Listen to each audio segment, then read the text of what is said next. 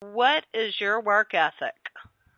What is my work ethic? I get up at 4 o'clock every morning, and I do my emails and my business, and then I go and walk on the beach for about 30 minutes, and then I go swim 30 laps in the pool, and I do yoga, and then I go to my meeting, my 12-step meeting, and by 8:30 I'm back in my studio working on my paintings, and I work until noon. Then from about 3 o'clock until 6 o'clock I work again on my paintings, and that's 7 days a week. And I've been doing very that structured. For 40 years. Wow. So my work ethic is to try to do a little bit of everything every day, to do a little bit of business, a lot of painting, framing, working with some of the younger kids that have had problems with drugs and alcohol, doing whatever I can do with them, and getting some exercise. And I read. Once I get in bed, I go to sleep with a book, and I wake up in the middle of the night, and I read for about 30 minutes. So my work ethic is pretty much about 18 hours, 20 hours a day, being active. And when I have new ideas, I jot them down, or I try to remember them and sketch them out the next day, or start a new piece with those ideas. And when I'm not inspired to be creative, I work technically on things. So inside of the work ethic of technicality comes inspiration as well. So I don't sit around and wait for inspiration to strike me in the head and I think I'll paint. I think that's a dream that some people may have that has not held true for me, at least. Well, now, on that note, what part has sobriety played in your success? Well, it used to take me about 3 hours to get drunk and about 3 hours to sober up the next day, so it's given me 6 hours of work that I can add to my day. And the sobriety has given me a different perspective. It's instead of exercising a lot of my nightmares, the alcohol and the drugs and things like that I would go through, that they create a certain state of mind that the body functions from, and this is what we express in the creative zone from. So these are the darker side of me was expressing itself through paintings. And once I sobered up and started becoming more spiritual, the lighter side of me, the more positive side of me, started breathing and expressing itself, and with more energy and more, more positive energy for sure, and more time in the day to work. So it's been a win-win situation, and then of course I'm able to help other people, which helps the society. And so how would you say that you created your style? How did I create my style? Well, first of all, I was born an artist. That's all I was doing, was creating things in the mud in the little creek behind the house and down in the Murphy Park in Troy, Alabama. And I would bring home little mud things and put them in the oven, try to bake them, because I didn't know how to do it. And then I would weave baskets and things like that. And when I was doing all of this, I was 4, 5, 6 years old and had just a great time. I was drawing on the underneath of tables. Those are the first memories of drawings I had, was doing drawing on the underneath of a table, so I must have been very small. And on the baseboards of the house, by the telephone, when my grandmother was on the telephone, I would just draw through the house, and I'd go along the baseboards and under the tables and things like that. I was, as I grew up, I would see the back of magazines in the Brett Girl on these magazines, and I would see Norman Rockwell's illustrations on the Post magazine. And I would draw the Brett Girl's hair, and I would draw Norman Rockwell's figures. And, a lot of the kids today, they draw from cartoons. They do all these little muscle-bound people and whatnot. And I would draw, and then there was a Saturday afternoon television station called, in black and white, of course, John Nagy Learn to Draw. That was the first formal education I had in art, was through the television. Isolated in Troy, Alabama, art was not a big item, certainly not for boys. And working my way up through John Nagy Learn to Draw, and then moving to Birmingham where there was an actual art class. And I participated with that and really loved it. I was passionate for the days of the week that we had art. And then the University of Alabama, I decided that I would major in, take art. And my senior year, I elected it as a major. And then I worked in a bank and told the bank that I would, even though I was a manager trainee, felt that I would be much more comfortable creating the PR and the posters and the logos and things like that for the bank. And the president, Norman Pless, said that he would love to do that since I was not really attending too much going through the management trainee program, but I was much more there at the bank when I had organized an exhibition of paintings for the bank, and when I was working in my studio, I was producing a lot of nice things for the bank. So I knew that I was an artist, and I left for France or left for Europe to get a degree in art, thinking I would, the only thing I knew that one could do with art was to teach, to make any money.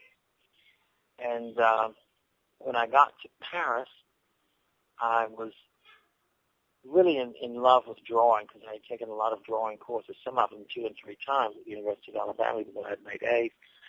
And I was given a degree from the university by presenting a portfolio, since they said, well, you've taken 3 drawing courses, the exact same thing as Al Sella. Why did you take the same course? You've already passed that. You don't get credit but for once. And I said, well, it's just like every time that you read the Bible, you get something different out of it. And Sella was such a good teacher that every time that I would take that exact same course, I would learn something new. That you can't deplete information as you're learning, certainly by repetitive studies. And they looked at the portfolio, and sure enough, they thought that I had excelled in my portfolio, so they gave me an A. And they used 3 classes of Sella's and 2 or 3 for painting, to where I had, taken the same class again and again and again. Because I enjoyed the class, I thought that I could learn a lot more in that class. So I was inspired by Richard Bruff and Al Sella and the people at the University of Alabama. Then I was inspired by what they were teaching, which was Castelli's stable of artists in New York. They were pumping that through the museum systems and the press. So we were obliged to learn that, even though it didn't have that big of an impression, except to go the opposite direction. I wanted to learn classical art because I thought that was quite easy to reproduce to copy a Kandinsky or a Warhol or an Yves Klein or some of these, Jackson Pollock. It didn't take a lot of talent. And since I had been born with talent and I used my talent, I was hungry to learn more rather than just throw some paint on a canvas and say that was art. So I did. I did learn a lot of composition, abstract composition theory, and the way of applying paint was just yet another tool in my vocabulary of painting, the drippings and the splatters, which actually came from Rembrandt rather than Pollock, but he exploited it. Pollock exploited what Rembrandt created several centuries before. And Salvador Dali used it as well. So, but they didn't consider it worth exploiting so much as they did the other concepts of their craft.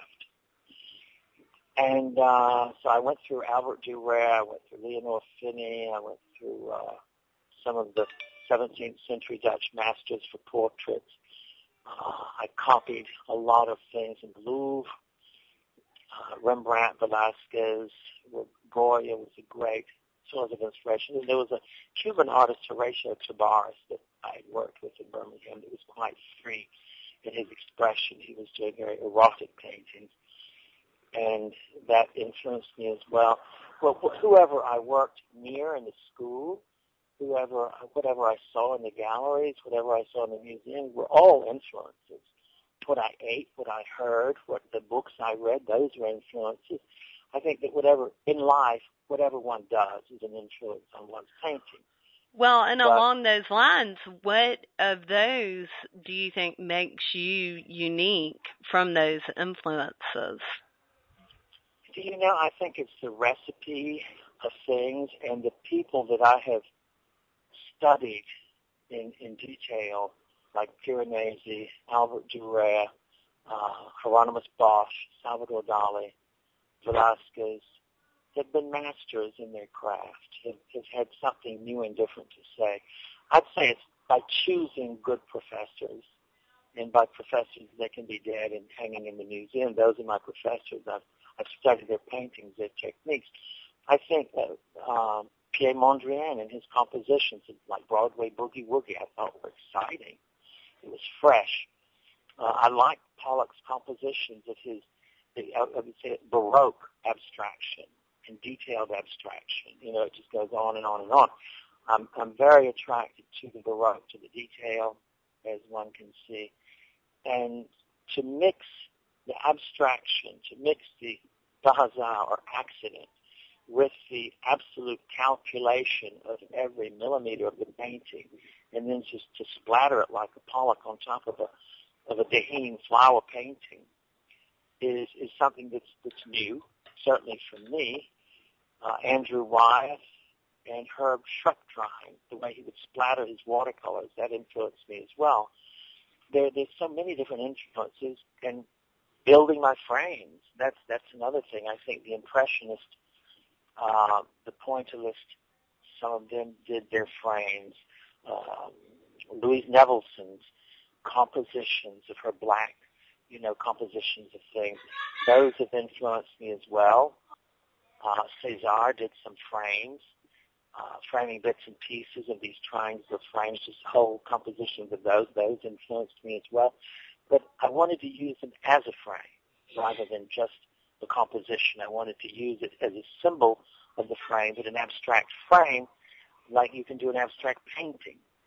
And I think by exploiting every single concept to the nth of my capabilities, it just eventually derived a style, and it was a certain recipe that nobody had gone through framing and mosaics and line engravings and pencil drawing and watercolor to the nth degree and tried to put them all together. I think it's trying to make to be the catalyst to bring all these things together under one roof was very important. Plus the outside artists of Mose T and Jimmy Lee Sutta have influenced me a great deal in the freedom and the way that it doesn't have to be so precise. There can be a broken bit in the frame. It can be splattered. It can be outside art. It can be, authentically naive and poverty, rather than just a 24-karat gold next to another broken board.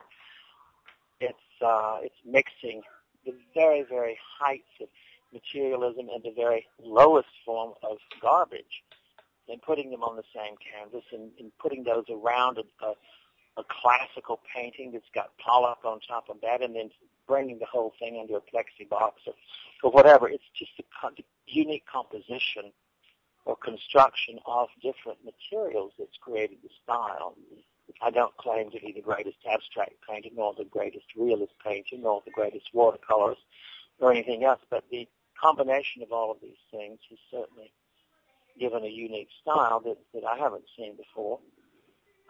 I've seen some renditions of it from some of my students, but and some other professionals that have been inspired by me as I have perhaps by them. But it always, you can't make a cake by not following a recipe and have it taste like anything but you. Well, we are really excited about seeing all of the works that were inspired by all of these studies and these artists. And we are looking forward to the show that will be opening Thursday, February the 3rd, 2011.